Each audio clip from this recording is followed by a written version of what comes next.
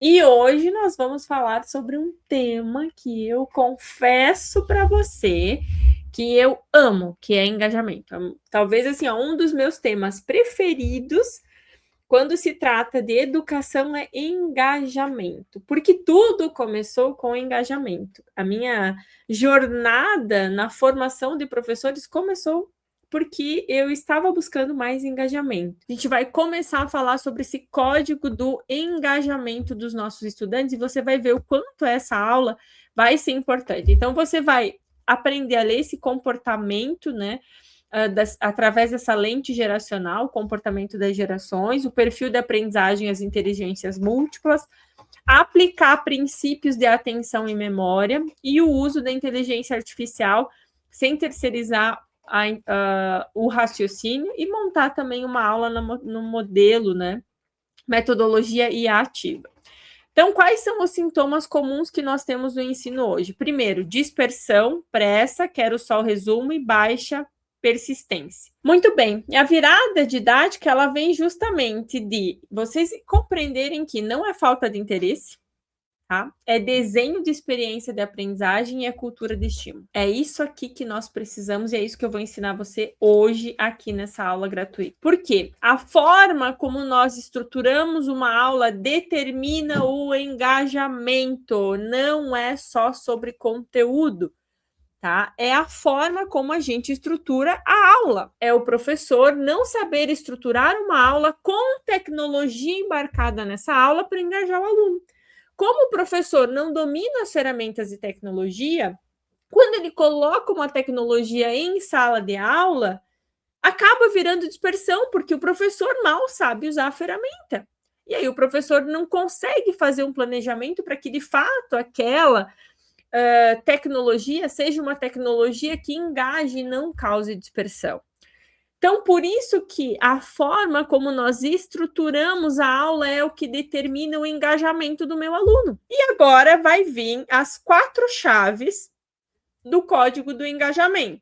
As 4 chaves do código do engajamento sustentável é essa: P, E, D, F. Tá? Essa aqui são as chaves. Primeiro, o propósito. Tá? Por que isso importa? Tá?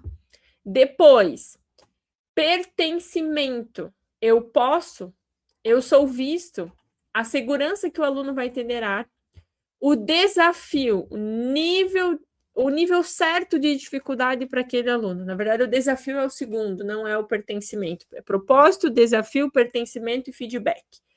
Tá? O desafio, o nível certo de desafio, isso evita abandono, tá? E aqui eu vou falar algo para você muito sério, tá? Aqui o abandono ele acontece por 2 coisas, tá? O abandono da atividade. Ou o aluno, ele se sente inteligente demais para realizar aquilo, no sentido de, meu Deus, que bobeirinha é essa que o professor está me passando, e ele faz muito rápido, ou o conteúdo está muito difícil, tá? E hoje eu vou falar para vocês, a realidade brasileira é a número 1, tá? O aluno, ele percebe que aquilo está muito ultrapassado para ele fazer em sala de aula já. Aí depois vem o pertencimento, que ele pode dar esse desafio que o professor vai corrigir, não vai julgar, e depois o feedback, tá? Como melhorar isso. Então, essas são as 4 chaves. Sem essas 4 chaves, a aula pode até funcionar, mas ela não vai consolidar a aprendizagem. Por quê?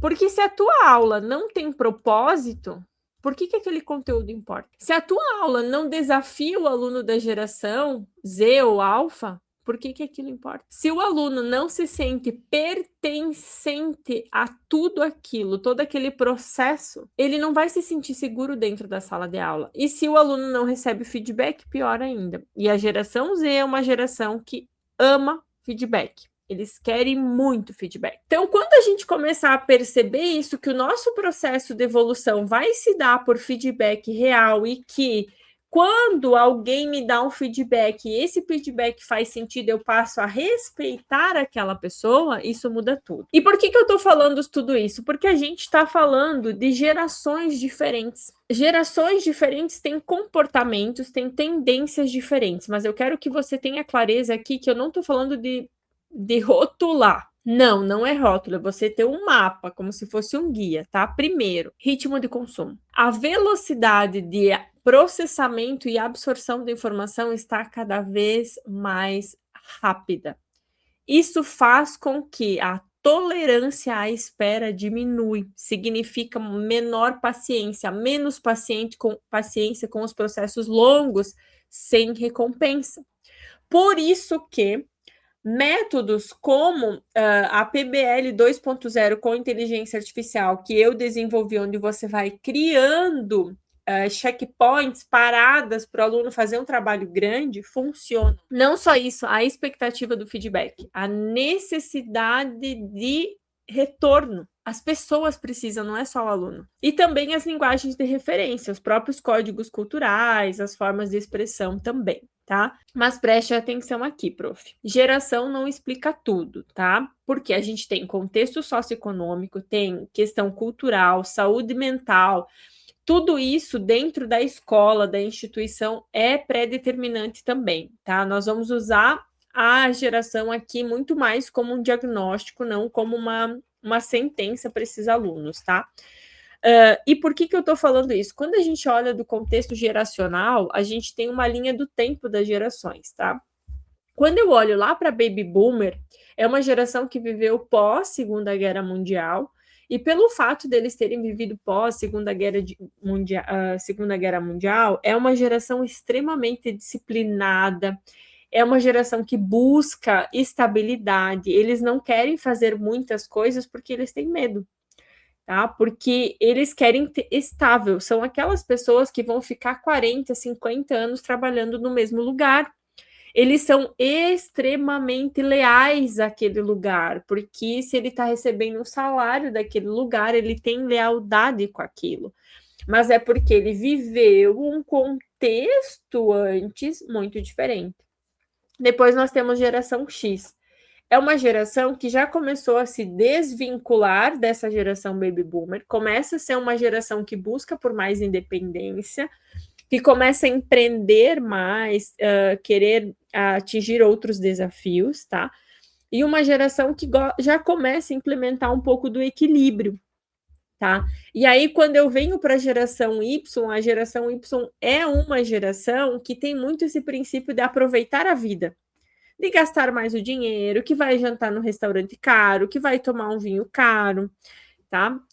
E é uma geração da inovação, tá? Do contexto de realmente inovação e que trouxe um pouco dessa questão da sustentabilidade.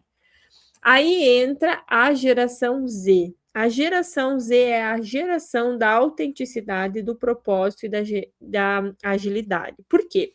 Porque a geração Z, ela nasceu numa época em que já tinha internet disponível para ela. Então, ela é uma geração que a gente fala dos nativos digitais. E aqui eu já vou dar um puxão de orelha, tá? Eu falo que é puxão de orelha porque tem que ser mesmo. O fato da geração Z ser nativa digital não significa que ela domina todas as tecnologias, porque ela nasceu num mundo que já tinha internet, mas ela não nasceu com um diploma de Excel, de Word, de todas as outras questões, tá? E eles aprenderam a ver os pais mexendo no celular como diversão, tá? Porque o trabalho é feito na empresa. Agora que a gente está com home office, que se vê o trabalho acontecendo em casa também, tá? Então eu já falo sobre isso, tá? Depois vem a geração alfa. A geração alfa é uma geração super da tecnologia, tá? E é uma geração que tem muita autonomia já. Por quê? Porque para eles é muito fácil entrar na internet e aprender alguma coisa nova. É muito simples. Geração beta, os nascidos a partir de 2025, vai ser a geração da automação, tá? Queridos professores, essa geração vai chegar na sala de aula e a gente não vai mais ficar falando em usar ChatGPT, a gente vai ficar falando de fazer automações. Isso em todas as áreas, e é um futuro 100% digital. Não só digital, mas aqui eu já trago um outro conceito. A geração beta vem com o digital carregado nas costas, tá? Eles querem as coisas que unem o ambiente físico com o digital, e eu já dei uma aula aqui no canal sobre educação digital, tá? Que é algo que começou a ser discutido na Unesco este ano. Quando a gente fala, então, aqui nesse contexto de entender gerações, nós temos no ensino superior praticamente 80% dos alunos geração Z, geração alfa no ensino básico, tá? E a geração beta vai entrar agora no ensino básico, né?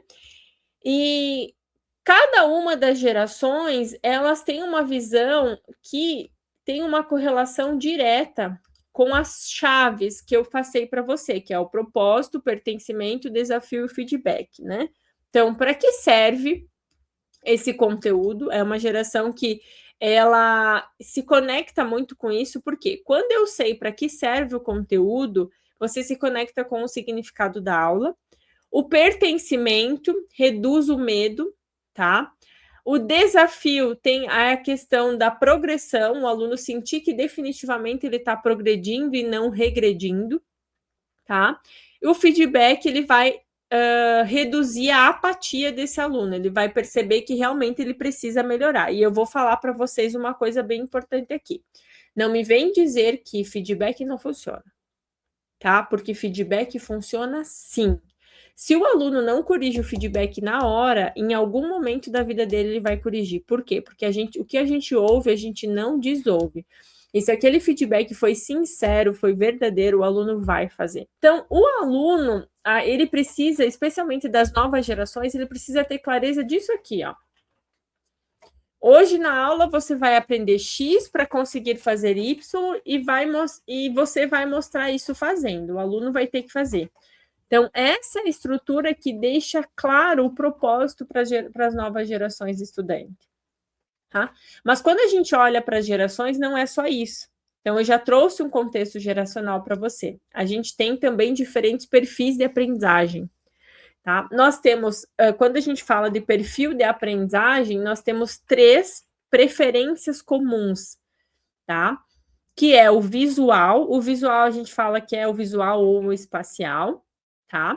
O verbal, tá? Que é a pessoa que precisa explicar, falar, escrever também, tá? Que ele é mais auditivo.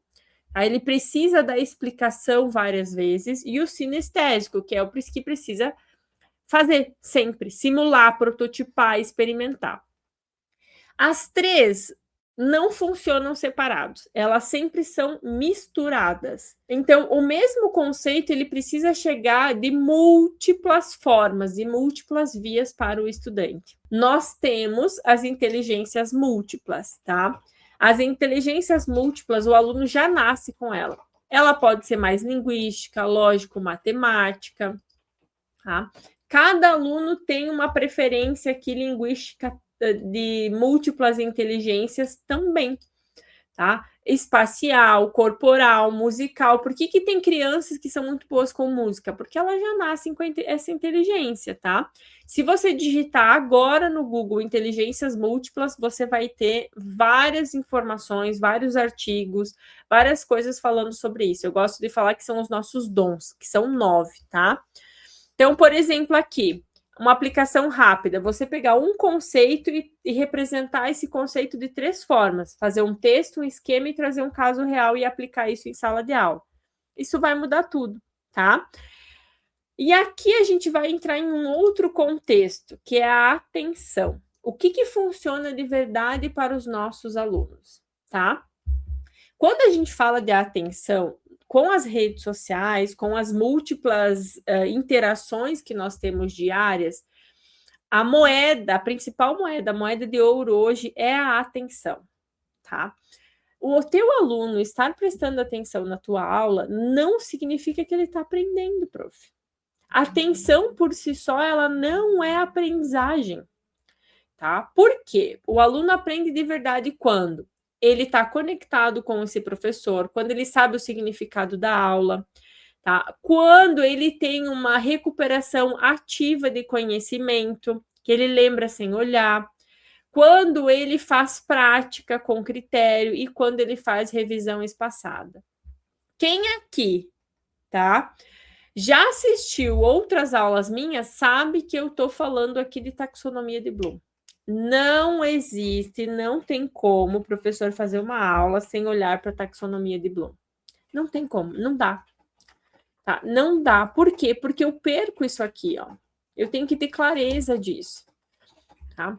E não é só isso, a gente tem um outro passo que vai fazer com que na construção da aula eu vou ganhar muito corpo para o engajamento desse aluno, tá? Que é a forma que eu construo a aula por si só. Se eu tenho uma aula de 2 horas, de 3 horas, de 4 horas, como é que é a construção dessa aula? Eu preciso primeiro revisar o conteúdo, porque aí eu vou lembrar, passar o objetivo, porque daí eu vou entrar nos 4 códigos principais, porque o objetivo, o que é? O propósito da aula. Eu apresentar esse conteúdo, é esse aluno praticar, o aluno tem que praticar em sala de aula. E no final você fazer uma revisão de tudo que ele viu, para quê? Para que ele possa lembrar. E também você dar um feedback.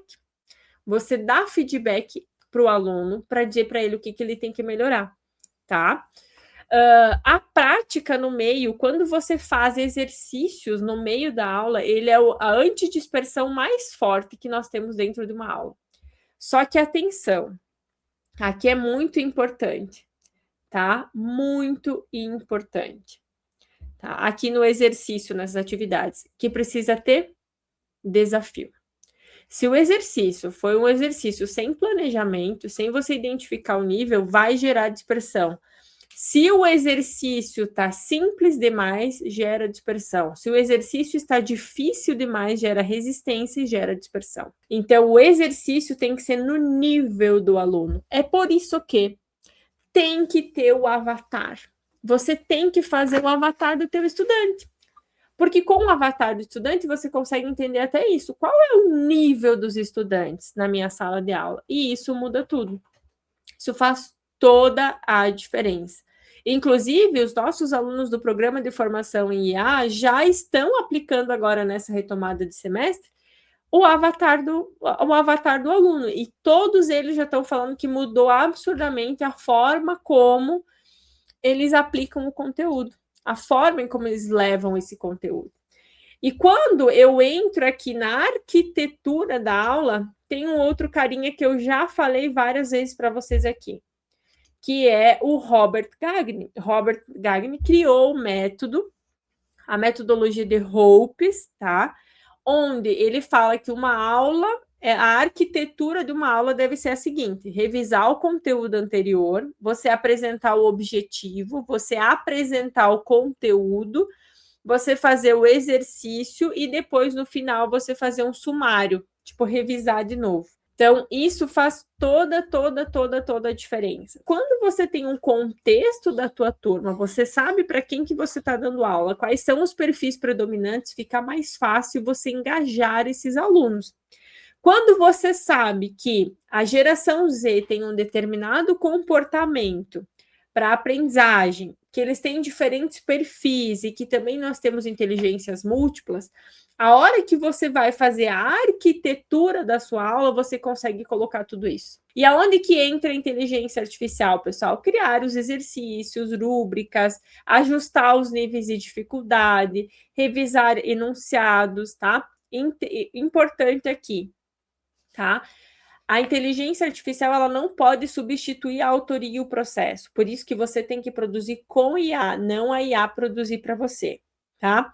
Aqui a gente tem regras inegociáveis de uso da IA na educação, tá? Sem processo, tá? Devolve e refaz, precisa ter processo em tudo, tá? As respostas precisam ser verificadas e a IA ela só pode entrar para aumentar o teu pensamento, não para fazer para você. Tá? Não para responder para o aluno, por exemplo.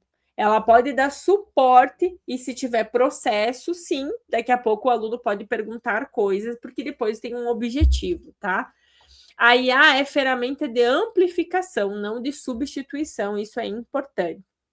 E aí, então, que vem a metodologia IA ativa, que junta tudo, tá? Que a metodologia IA ativa é uma metodologia que eu escrevi. Primeiro, ela parte do investigar, você fazer um diagnóstico rápido da turma, entender qual é o propósito, você ativar, tá? A prática inicial, a curiosidade com inteligência artificial, você transformar, Então, fazer uma análise, criação na sala de aula, integrar a inteligência artificial em todos os processos, tá?